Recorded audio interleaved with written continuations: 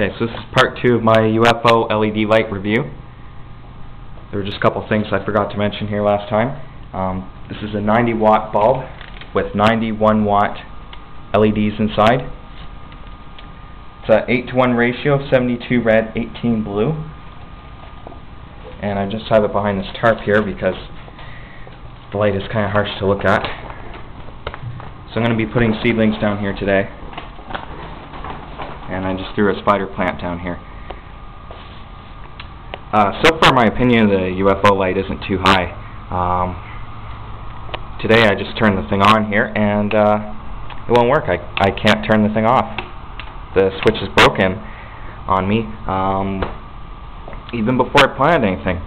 The other thing I've noticed is that the fans are also running a lot louder. And I remember reading this one had thermally controlled fans, so the fans would slow down if the temperature was cooler, and now they just seem to be running at full speed. So I'm not too impressed with the UFO light so far, and makes indoor gardening pretty difficult because you really can't see the health of the plant. And it looks all purpley. Is it doing well? Is it doing bad? You got to pull it out of the light just to see how it's doing.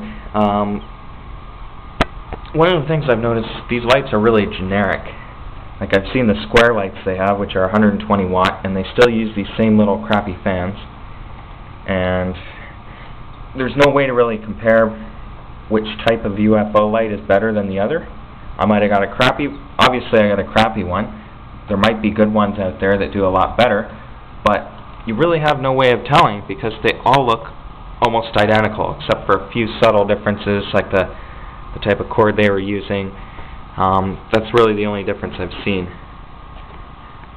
compared to something like a metal halide or high pressure sodium, where you can go into most indoor growing books and they'll have a complete list comparing the types of bulbs, lumen output, lux output, life cycle, all that stuff. So you can see that this, the other thing about this bulb is that it's got these fans, which are kind of annoying. And the other thing is, the LED bulbs might be rated for 50,000 hours, but how do we know the fans are? The fans could crap out a long time before the light does, and once they do, these LEDs are going to get too hot, and they're not going to last nearly as long. You might get 8,000-10,000 hours out of it. Who knows? With the way this thing is going, it could be a lot less.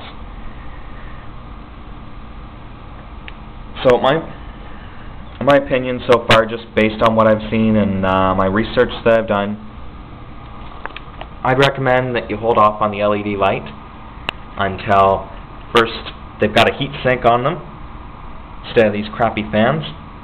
They've got better circuitry, and the individual bulbs too. Instead of just mixing red and blue bulbs together, wait till the actual LED single bulb itself is optimized for the power region, photosynthesis.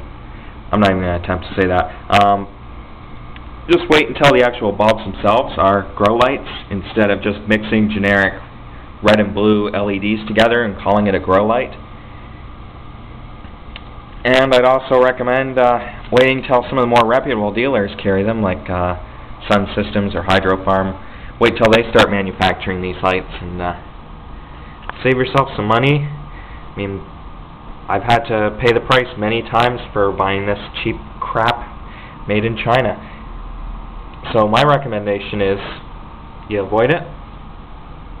You stick with the tried and true technologies. You can buy 150 watt Sun Systems high pressure sodium bulb and ballast and fixture for about the same price as this. Maybe even a bit less depending on which UFO you buy. And if you need a cooler light and you need something that's if you're running like a smaller enclosure where heat's an issue, then I'd recommend just going with compact fluorescent. They're a lot cheaper, much more available. You can replace the bulb when you need to. And yeah, I mean, so I'm still going to continue to use this bulb because I paid the money for it, and I do want to see if it does stack up against the other technologies, just for my own information, since I've already made the investment, and I'll keep you posted on those updates. Thanks for watching.